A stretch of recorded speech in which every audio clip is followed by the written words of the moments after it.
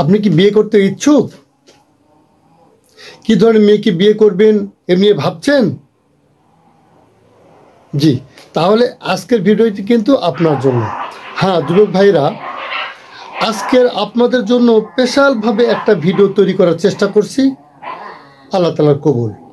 হ্যাঁ, আমাদের দাম্পত্য জীবনের শুরু হয় বিয়ের মাধ্যমে। পবিত্র বন্ধন, যে মেয়েটার সাথে আপনার কথা বলা হারাম ছিল, বিয়ে হওয়ার সাথে সাথে সেই মেয়ের দিকে তাকালে এরকম সব হয়, গুনাহ হয় না? হ্যাঁ ভাই, এখন আপনি কোন মেয়েকে বিয়ে করবেন? শরীয়তে আপনাকে কোন মেয়ে বিয়ে করার জন্য পারমিশন দিচ্ছে?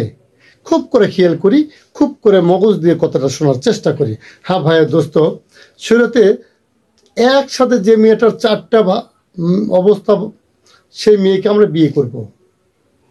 জি, 1 নম্বর ধার্মিক, 2 নম্বর বংশ, 3 নম্বর সম্পদ, 4 নম্বর সৌন্দর্য। কথা ক্লিয়ার? কিন্তু পরক্ষণে বলা হচ্ছে যে সৌন্দর্য নষ্ট হয়ে যেতে পারে। কি ঠিক তো? আপনার অর্থ সম্পদ যে কোনো সময় আল্লাহ তাআলা নিয়ে নিতে, হাতছাড়া হয়ে যেতে পারে। থাকবে কয়টা? 2টা, ধর্ম, বংশ বুনিয়াদ। জি, অবশ্যই আপনাকে বিয়ে করার আগে এই 2টা জিনিস অবশ্যই দেখতে হবে। হ্যাঁ যুবক ভাইরা, পরে যে আপনার মনের মধ্যে কষ্ট যেন না হয়। আজকে যারা আমার এই ভিডিওটা দেখছেন, অবশ্যই বিয়ের পরে যদি আপনি কথাগুলো না মানেন, আপনার মনে পড়বে সারা জীবন, আবার তিলে তিলে ধুকে ধুকে কষ্ট পেতে হবে। জি, তাহলে আমরা অন্তত যে ধর্ম এবং ভালো সে মেয়েকে বিয়ে করব। এরপরে আপনি যদি একক ফ্যামিলির হয়ে থাকেন, জি একক ফ্যামিলি, তাহলে অবশ্যই আপনাকে বিয়ে করার আগে মেয়েদের একক ফ্যামিলি যুক্ত মেয়েকে আপনাকে বিয়ে করা উচিত।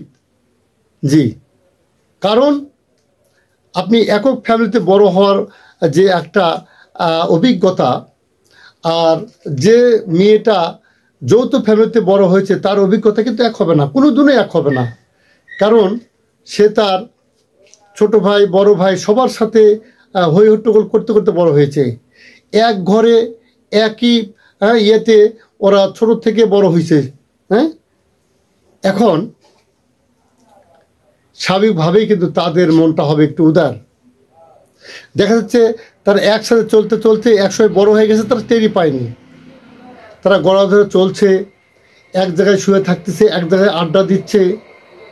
কিন্তু আপনি তো একক ফ্যামিলিতে বড় হয়েছেন, তাহলে বিষয়টা কি হলো? আপনার চোখে কিন্তু এটা কখনোই ভালো লাগবে না, আপনি কিন্তু এটা মেনে নিতে পারবেন না।